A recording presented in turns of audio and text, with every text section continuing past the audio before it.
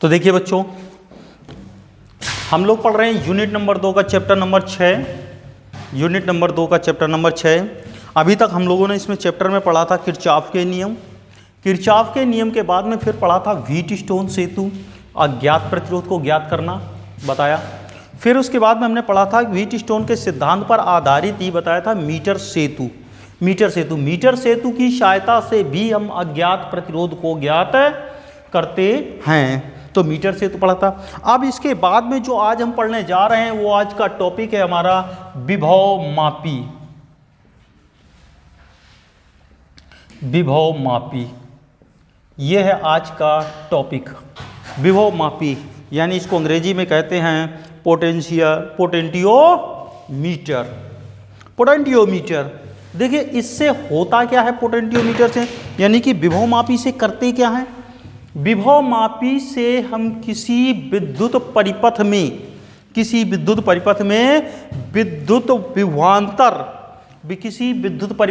विभवांतर तथा विद्युत वाहक बल को शुद्धता पूर्वक मापन करने के लिए जिस युक्ति का प्रयोग करते हैं वो विभव मापी कहलाती है। यानी किसी विद्युत परिपथ में विभवांतर तथा विद्युत वाहक बल को शुद्धता पूर्वक मापन करने के हमारी किसकी युक्ति को विभव मापी कहते हैं। ये जो है यानी कि विभव मापी यह यंत्र यानी कि विद्युत परिपथ से सेल से कोई धारा इसमें ग्रहण नहीं करता है, यानी कि कोई धारा नहीं लेता है। इसलिए इससे द्वारा हमारे किसके विभव मापी की सहायता से सबसे शुद्ध मान मापा जाता है। इतना वोल्ट मीटर और अमीटर से भी शुद्धता मान नहीं नापा जा सकता जितना कि विभव मापी से मापा जा सकता है। अब देखिए विभव मापी, ये तो विभव मापी हो गया। अब इसके बाद में आ जाते हैं विभव मापी की संरचना।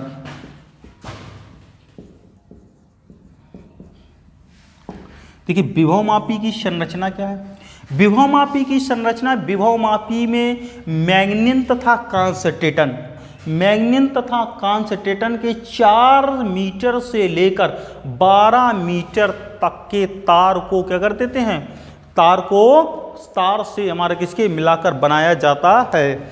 विभव मापी को हमारे किसके उच्च विशिष्ट प्रतिरोध, उसका विशिष्ट प्रतिरोध ज्यादा होना चाहिए और निम्न प्रतिरोध गुणांक के हमारे किसके मैग्नीन अथवा कांसटेटन के 4 से 12 मीटर के हमारे किसके यानी कि 4 से 12 मीटर व्यास का एक समान व्यास के तार को हमारे किसके एक मीटर के हमारे किसके समांतर क्रम में लगाकर हमारे किसके बनाते हैं, यानी श्रेणी क्रम में जोड़ देते हैं। हम जोड़ते तो समांतर क्रम में, मेरा ऐसा प्रतीत होता है कि समांतर क्रम में जुड़े, परंतु ये हमारे किसके श्रेणी क्रम में होते हैं क्योंकि इनको इस प्रकार से जोड़ा जाता है। जैसे यहाँ से एक सिरा हो गया ये और यहाँ से दूसरा सिरा ऐसे जुड़ा होता है।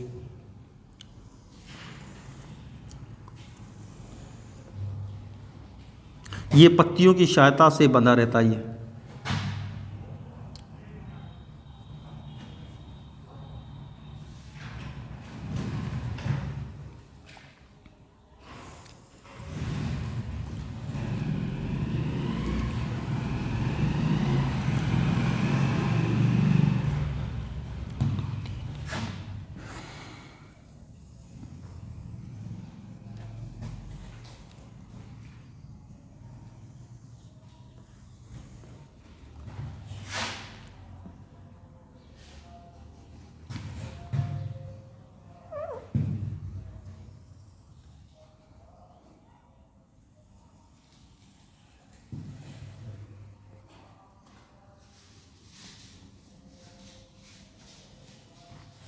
ये कम से कम इस तार की जो लंबाई है वो कम से कम तार की लंबाई 4 मीटर तथा अधिकतम 12 मीटर लंबे तार से बनाए जाते हैं, बनाए जाते हैं। तो अब हम लोग जो विभवमापी यूज करते हैं, हमारी जो प्रयोगशालाओं में विभवमापी यूज किया जाता है वो कितने 10 मीटर लंबे तार का बना होता है। तो उसमें हमारे किसके ऐसे ही 1-1 मीटर के 10 तार लगे होते हैं, जिनके सिरों को पत्तियों द्वारा क्या कर देते हैं, जोड़ देते हैं। पत्तियों द्वारा क्या कर देते हैं, जोड़ देते हैं। अब इसका एक सिरा जो है आपका एक सिरा आपका क्या कहलाता है, ए कहलाता है, दूसरा सिरा क्या कहलाता है, बी। ए सिरा जब जिस सिरे का संबंध हमारे जिस सिरे का संबंध किसके सेल के धनात्मक सिरे से करते हैं, जिस सिरे का संबंध सेल के धनात्मक सिरे से किया जाता है उसे ए कहते हैं, और जिसका संबंध ऋणात्मक सिरे से होता है उसे बी सिरा कहते हैं। तो ये है इसकी संरचना, किसकी, ये है विभवमापी की संरचना, ये ऐसे विभवमापी। अब इसमें एक जॉकी लेकर इन तारों के बीच में कहीं भी स्पर्श कराई जा सकती है। जॉकी को कहीं भी स्पर्श करा सकते हैं, जहां स्पर्श कराएंगे यानी कि अभिक्षेप बिंदु का मान ज्ञात करते हैं। इसमें स्पर्श कराकर अभिक्षेप बिंदु का मान ज्ञात किया जाता है, ज्ञात किया जाता है।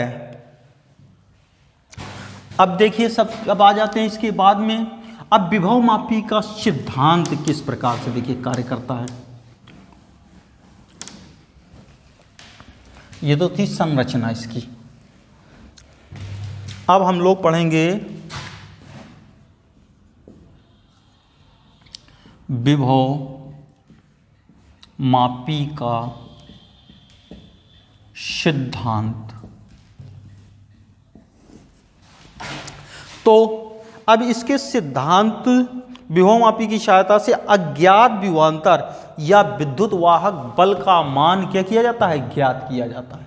इससे किसी हमारे सेल का हमारे विद्युत वाहक बल या तार का क्या करते हैं, विभवांतर ज्ञात करते हैं, जो एक समान तार पर एक समान रूप से वितरित या परिवर्ती ज्ञात विभवांतर से करते हैं।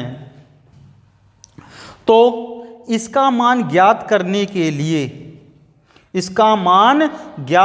के लिए सबसे पहले क्या करते हैं, एक विभवमापी ले लेते हैं हम। यहाँ पर एक विभवमापी लेते हैं, ये ले लिया विभवमापी, इसका नाम दे दिया ए, और ये सिरा हो गया हमारा बी। अब इसमें से विभवमापी के एक सिरे को हम क्या कर देते हैं, किसमें, विद्युत वाहक बल, यानी कि एक विद्युत वाहक बल ईपी से क्या कर देते हैं, श्रेणी क्रम में एक सेल लगा देते हैं। तो देखिए ए सिरे का संबंध सेल के धनात्मक सिरे से करेंगे, एक सिरे का संबंध सेल के धनात्मक सिरे से करते हैं, इसका नाम दे दिया ईपी। ठीक, अब इसी के श्रेणी क्रम में एक कुंजी लगा देते हैं, यहां पर ये कुंजी लगा दिया। ठीक, और एक श्रेणी क्रम में धारा नियंत्रक लगा देते हैं, और फिर इसके दूसरे सिरे से संबंधित कर देते हैं, यानी कि बी सिरे से संबंधित कर देते हैं। ये आपका हो गया धारा नियंत्रक, ये हो गई कुंजी के आ गया। अब ये तैयार हुआ आपका प्राथमिक परिपथ है, यानी कि विभवमापी। तो यहां पर क्या कहेंगे, विभवमापी के श्रेणी क्रम में एक सेल, कुंजी तथा धारा नियंत्रक को जोड़कर प्राथमिक परिपथ तैयार कर लेते हैं। अब जिस सेल का विद्युत वाहक बल हमें ज्ञात करना है, उसके धनात्मक सिरे को सिरे ए से जोड़ देते हैं। जैसे यहां पर ले लीजिए, ये है, इस सेल का हमें विद्युत वाहक बल ज्ञात करना था, तो इसका जो पॉजिटिव सिरा हुआ वो बिंदु ए से जोड़ दिया जाता है। किससे जोड़ देते हैं, ए से। और इसके ऋणात्मक सिरे को धारा, इसका ऋणात्मक सिरे का संबंध किसके, धारामापी से करते हुए जॉकी से कर देते हैं, यानी कि विसर्पी कुंजी से कर देते हैं। यहां पर धारामापी एक जोड़ दीजिए, ये हमारे किसके आ गया धारामापी G से जोड़कर एक हमारे किसके जॉकी से कर देते हैं। ये जॉकी आपकी हो गई J। इस जॉकी को तार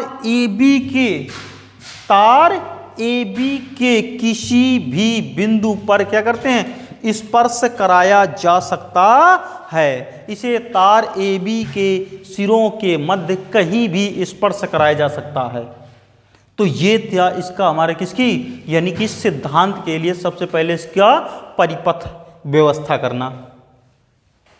ठीक है, अब यहां प्राथमिक सिरों के लिए प्राथमिक सेल में जो हमारा किसके जो प्राथमिक परिपथ में सेल प्रयुक्त किया गया है, इसका जो विद्युत वाहक बल हमारे किसके जो ये वाला सेल है, इसका विद्युत वाहक बल कम होना चाहिए किससे प्राथमिक परिपथ में जोड़े गए सेल से जिसमें प्रयुक्त। तो ये है, ये जो है हमारा क्या है अज्ञात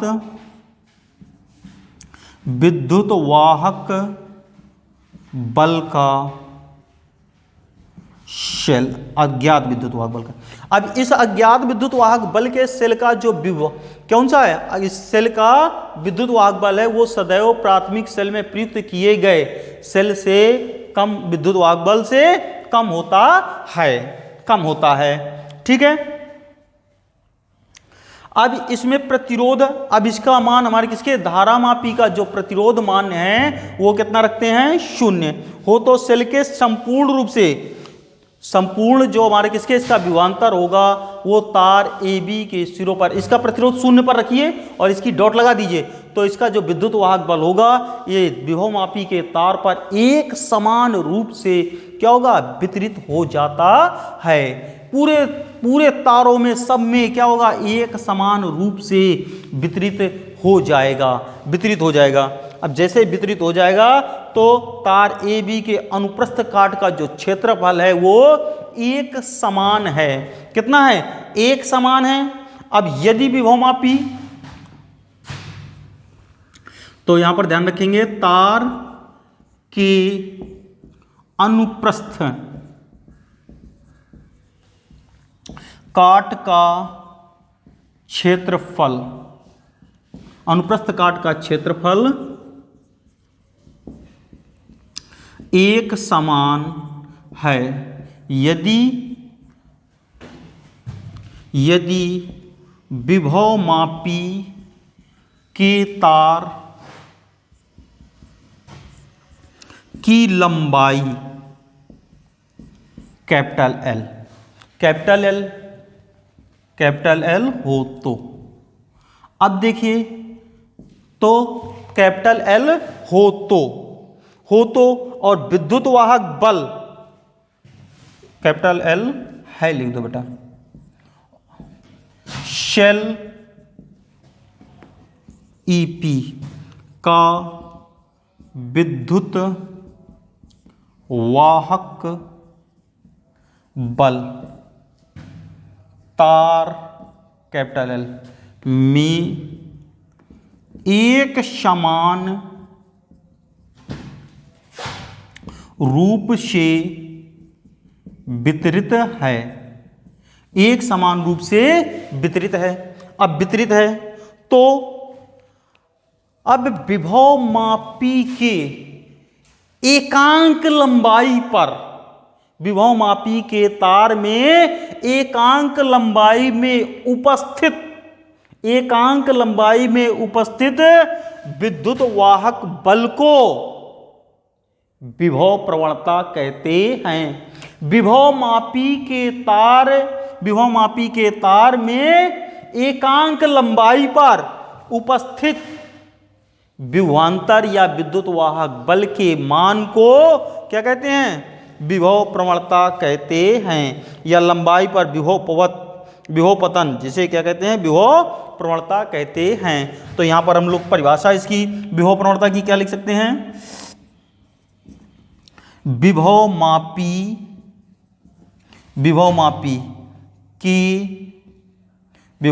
के एकांक लंबाई, विभवमापी के तार में एकांक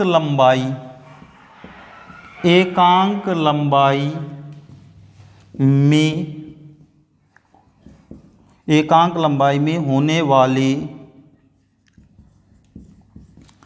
विभव पतन को क्या कहते हैं? विभव प्रवणता कहते हैं। इनकी विभव मापी के तार की एकांक लंबाई, विभव मापी के तार की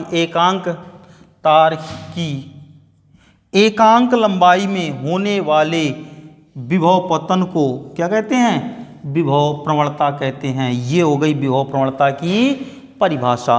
अब इस जो विभव प्रवणता है इसे स्मॉल x से प्रदर्शित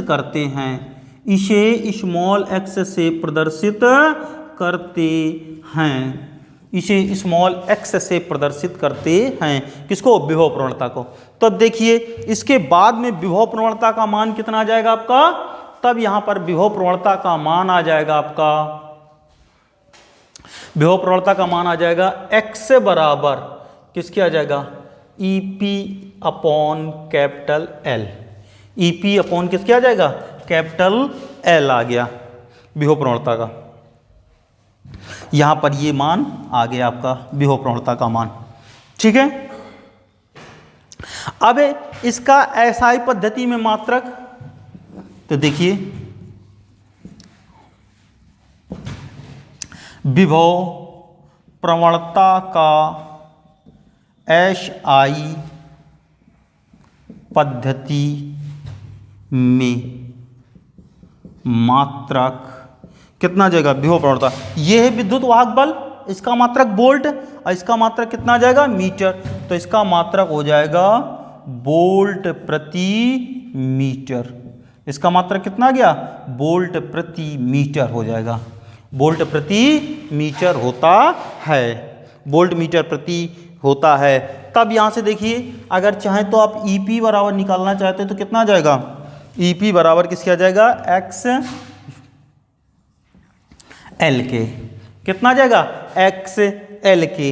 अब इसी को हम जो कह सकते हैं EP बराबर ये किसके? XL के, यानी कि विभव प्रवणता एकांक लंबाई में उपस्थित कुल लंबाई। तो आ गया तार AB के सिरों के मध्य उत्पन्न विभवांतर आ गया। तो इसको हम लिख सकते हैं तार AB के सिरों के मध्य उत्पन्न विभवांतर के तुल्य होगा। जो विद्युत वाहक बल था, सेल का विद्युत वाहक बल है, वो तार AB के सिरों के मध्य उत्पन्न विभवांतर के तुल्य होगा। अब इसके बाद में देखिए,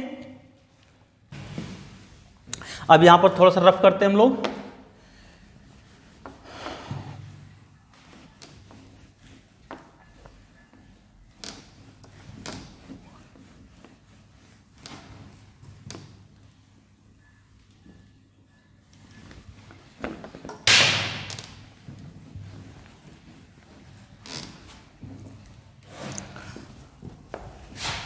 अब देखिए यदि विभव मापी के तार का प्रतिरोध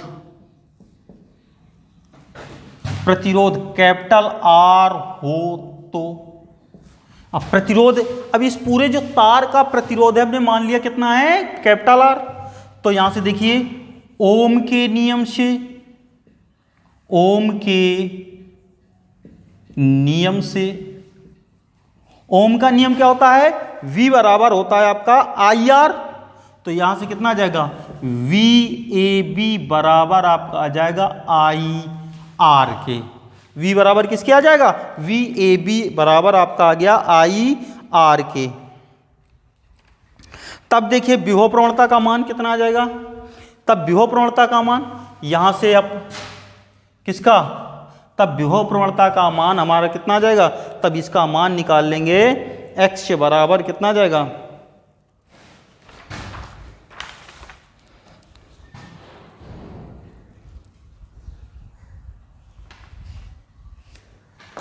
तो x बराबर आ जाएगा VAB। VAB बराबर किससे आ जाएगा भाई, ये आपने निकाला था x बराबर EP upon capital L। EP का जो मान है वो किसके बराबर हो गया, AB के लिए। तो यहाँ से कितना आ जाएगा मान, AB का मान रख देंगे IR अपॉन कितना L। तो यहाँ पर मान आ जाएगा IR अपॉन L के, ऐसे लिख सकते हैं इसको I। तो यहाँ से ये जो RM हमारा किसके आ गया, कैपिटल R अपॉन L। तो यहाँ पर आ जाएगा IRM। यहाँ RM जो है, यहाँ RM जो लिया है, RM का मतलब हो गया एकांक लंबाई का प्रतिरोध। यहाँ जो है RM एकांक लंबाई का प्रतिरोध है। तो कितना हो जाएगा, तार की एकांक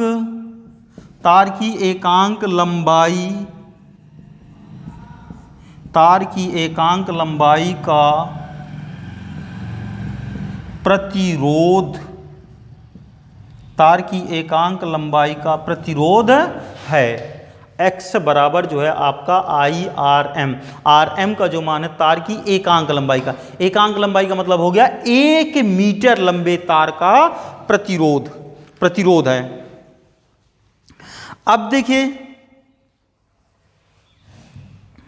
अब यहां से तार के A सिरे से स्मॉल l लंबाई पर एक अन्य बिंदु हम लेते हैं C। एक अन्य बिंदु ले लेते हैं कितना, C। अब यहां पर ले लिया बिंदु C जो कितनी है, स्मॉल l दूरी पर है, l दूरी पर है। तो AC के सिरों के मध्य विभवांतर कितना होगा, यदि तार के A सिरे से स्मॉल l लंबाई पर एक अन्य बिंदु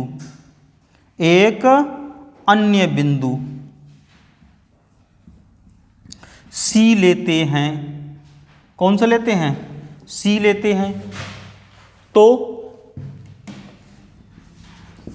तार A व C के मध्य विभवांतर, देखिए कितना आ जाएगा विभवांतर, VAC बराबर किसके आ जाएगा, XL के। VAC बराबर किसके आपका आ जाएगा, XL के आ गया। अब यहां से देखिए XL के आ गया। अब यहां पर X तो आपको नोन है, L आप विभव मापी में हमारा किसके पैमाना लगा होगा, उससे हमारे किसके L का मान ज्ञात कर लेंगे। तो AC का मान आपको क्या किया जा सकता है, ज्ञात किया जा सकता है। तो ये AC का जो परिवर्ती विभवांतर है इसको ज्ञात कर सकते हैं।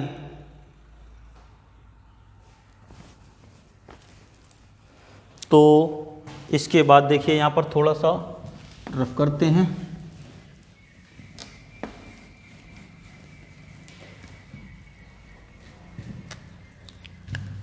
अब देखिए यहां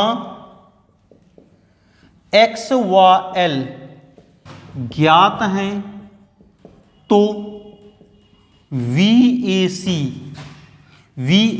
क्या होगा, ज्ञात विभवांतर होगा। X व L ज्ञात हैं तो VAC ज्ञात विभवांतर होगा। कितना हो जाएगा, ज्ञात विभवांतर ज्ञात विभवांतर होगा। अब यदि स्मॉल l परिवर्ती है तो VAC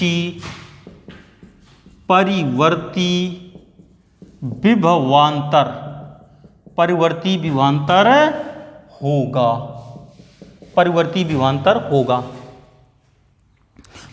विभवांतर होगा। ठीक है। अब यहां पर देखिए यदि AC की लंबाई L तो E के विद्युत महाकोल की संतुलन। अब यहां से देखिए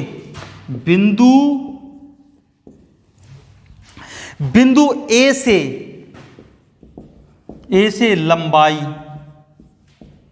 AC बराबर कितना है स्मॉल एल, AC बराबर स्मॉल एल।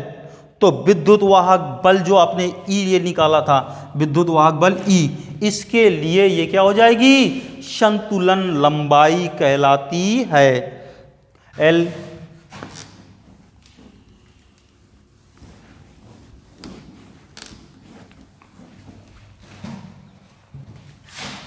को यहां पर लिख देंगे विद्युत वाहक बल, विद्युत वाहक बल E के लिए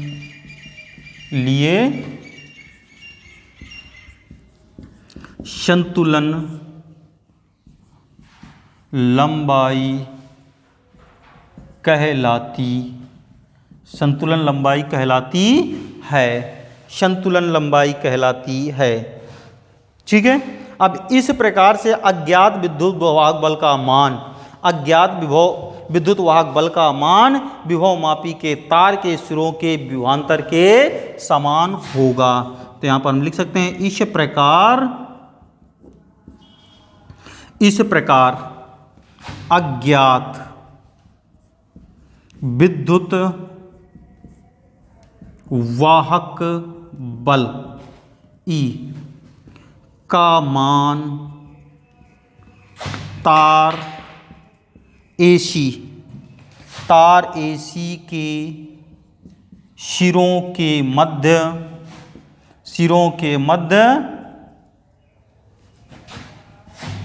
उत्पन्न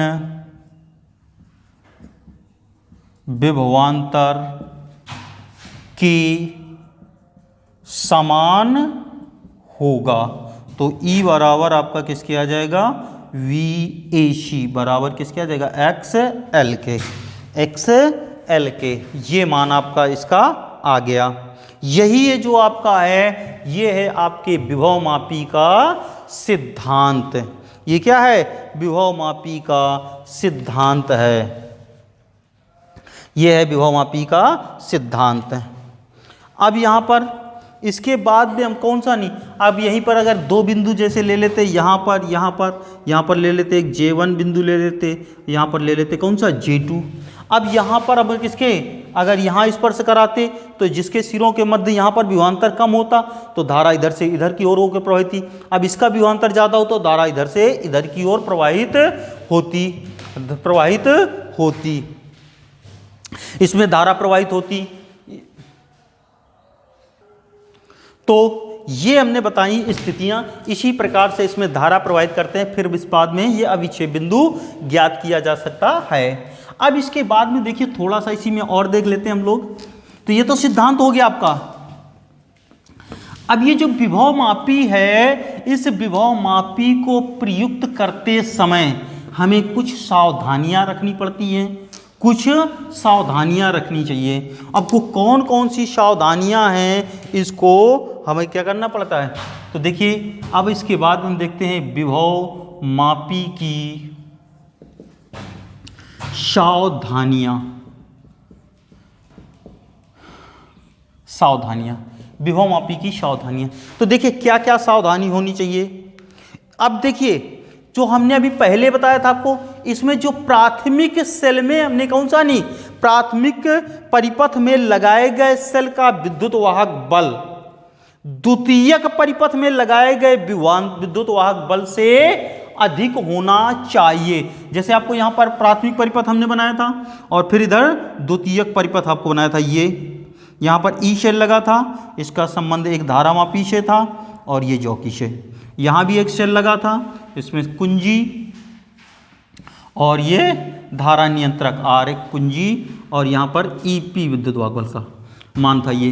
तो ये प्राथमिक सेल में प्रयुक्त किया गया सेल है और ये द्वितीयक परिपथ में। तो यहां पर ईपी सदैव ई के क्या होना चाहिए, ग्रेटर देन होना चाहिए।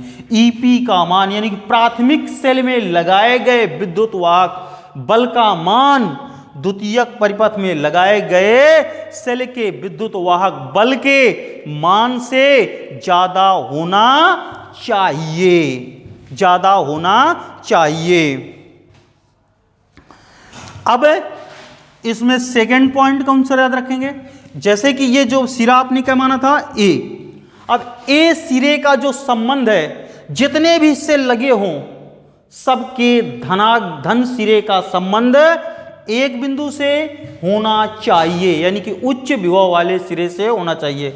तो सभी सेलों के उच्च विभव वाले सिरों का संबंध एक बिंदु से होना चाहिए, एक बिंदु से होना चाहिए।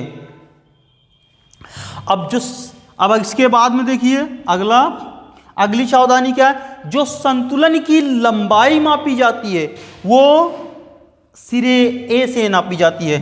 संतुलन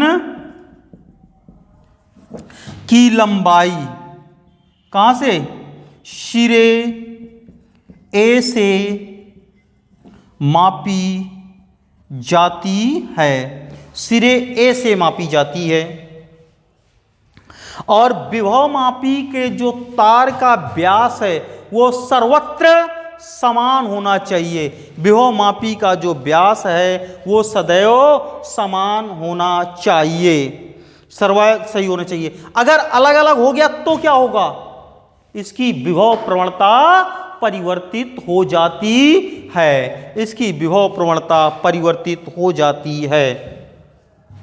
अब जो विभव मापी के तार है इसमें धारा बहुत अधिक देर समय तक प्रवाहित नहीं करनी चाहिए, इसमें धारा बहुत अधिक देर तक प्रवाहित नहीं करनी चाहिए, क्योंकि तार गर्म होगा और जैसे तार गर्म हो जाएगा तो इसकी प्रतिरोधकता क्या हो जाएगी, चेंज हो जाएगी। अब प्रतिरोधकता चेंज हो गई तो इसका हमारे किस किया जाएगा, यानी कि विभव प्रवणता का मान भी परिवर्तित हो जाएगा, विभव प्रवणता का मान भी परिवर्तित हो जाएगा। तो ये थी हमारे विभव मापी की सावधानियां, इतनी सावधानियों को ध्यान रखते हैं। इसके बाद में हम लोग पढ़ेंगे अब नेक्स्ट क्लास में, इस क्लास में इतना ही। अब नेक्स्ट क्लास में जो हमारा टॉपिक होगा वो होगा विभव मापी का मानकीकरण, विभव मापी का मानकीकरण, इसकी सुग्राह्यता और विभव मापी की सहायता से किसी सेल का आंतरिक प्रतिरोध ज्ञात करना, इनको हम पढ़ेंगे नेक्स्ट क्लास में। इस क्लास में इतना ही।